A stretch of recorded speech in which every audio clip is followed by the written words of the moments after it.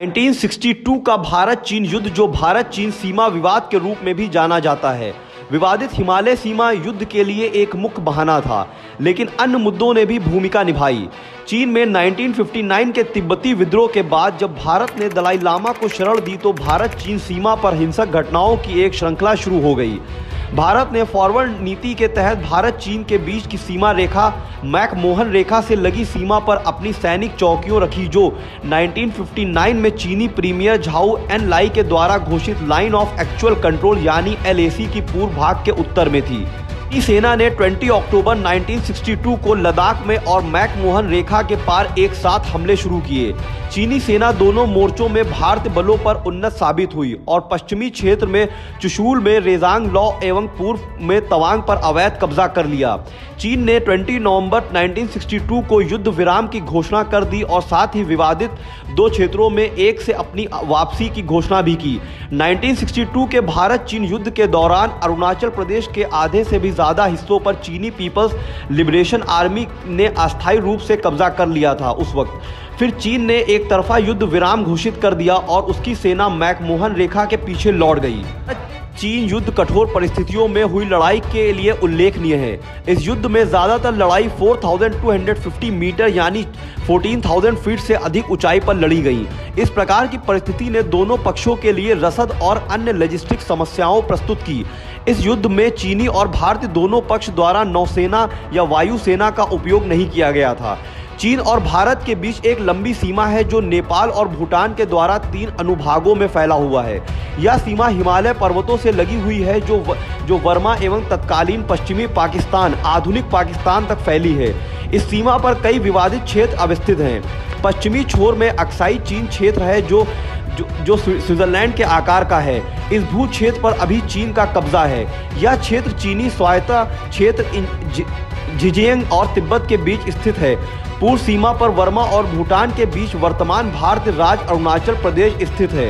1962 के संघर्ष में इन दोनों क्षेत्रों में चीनी सैनिक आ गए थे। ज्यादातर लड़ाई ऊंचाई वाली जगहों पर हुई थी। अक्साई चीन क्षेत्र समुद्र तल से लगभग 5000 मीटर की ऊंचाई पर स्थित सॉल्ट फ्लैट का एक विशाल रेगिस्तान है और अरुणाचल प्रदेश एक पहाड़ी क्षेत्र है जिसकी कई चोटियां 7000 मीटर से अधिक ऊंची हैं। सैन्य सिद्धांत के मुताबिक आमतौर पर एक हमलावर को सफल होने के लिए पैदल सैनिकों के 3:1 के अनुपात की संख्यात्मक श्रेष्ठता की आवश्यकता होती है। पहाड़ी युद्ध में यह अनुपात काफ़ी ज़्यादा होना चाहिए क्योंकि इलाकों की भौगोलिक रचना दूसरे पक्ष को बचाव में मदद करती है। चीन इलाकों का लाभ उठाने में सक्षम था और चीनी सेना का उच्चतम चोटी क्षेत्रों पर कब्जा था। दोनों पक्षों को ऊंचाई और ठंड की स्थिति से सैन्य और अन्य लॉजिस्टिक कार्यों में कठिनाई का सामना करना पड़ा और दोनों के कई सैनिक जमा देने वाली ठंड में मर गए। चीन के सरकारी सैन्य इतिहास के अनुसार इस युद्ध में चीन ने अपने पश्चिम सेक्टर की सीमा की रक्षा की नीति के लक्ष्यों को हासिल किया क्योंकि चीन ने अक्साई चीन का वास्तविक नियंत्रण बनाए रखा। युद्ध के बाद भारत ने फॉरवर्ड नीति को त्याग दिया और वास्तविक नियंत्रण रेखा वास्तविक सीमाओं में परिवर्तित हो गई।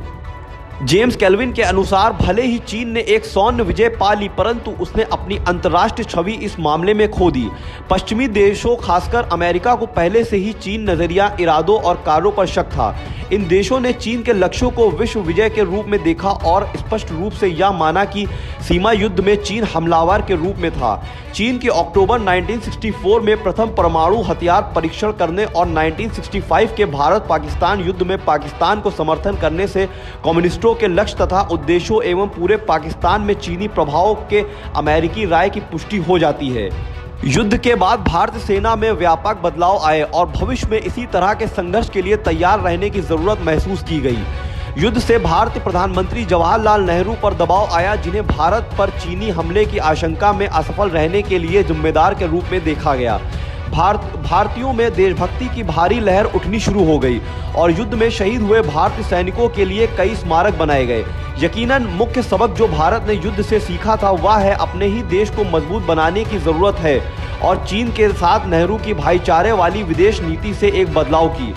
भारत पर चीनी आक्रमण की आशंका को भांपने की अक्षमता के कारण प्रधानमंत्री नेहरू को चीन के साथ शांतिवादी संबंधों को बढ़ावे के लिए सरकारी अधिकारियों से कठोर आलोचना का सामना करना पड़ा। भारतीय राष्ट्रपति राधाकृष्णन ने कहा कि नेहरू की सरकार अपरिष्कृत और तैयारी के बारे में लापरवाह थी। नेहरू ने स्वीकार किया कि भारतीय अपनी समझ की दुनिया में रह रहे थे। भारतीय नेताओं के आक्रमणकारियों को वापस खदेड़ने पर पूरा ध्यान केंद्रित करने की बजाय रक्षा मंत्रालय से कृष्ण मेनन को हटाने पर काफ़ी प्रयास बिताया। भारतीय सेना कृष्ण मेनन के कृपापात्र को अच्छी नियुक्ति की नीतियों की वजह से विभाजित हो गई थी और कुल मिलाकर 1962 का युद्ध भारत द्वारा एक सैन्य पराजय और एक राजनीतिक आपदा के संयोजन के रूप में देखा गया।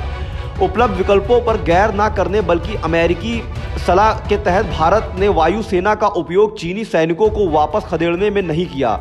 CIA अमेरिकी गुप्तचर संस्था ने बाद में कहा कि उस समय तिब्बत में ना तो चीनी सैनिकों के पास में पर्याप्त मात्रा में ईंधन थे और ना ही काफ़ी लंबा रनवे था, जिससे वे वायुसेना प्रभावी रूप से उपयोग करने में असमर्थ थे।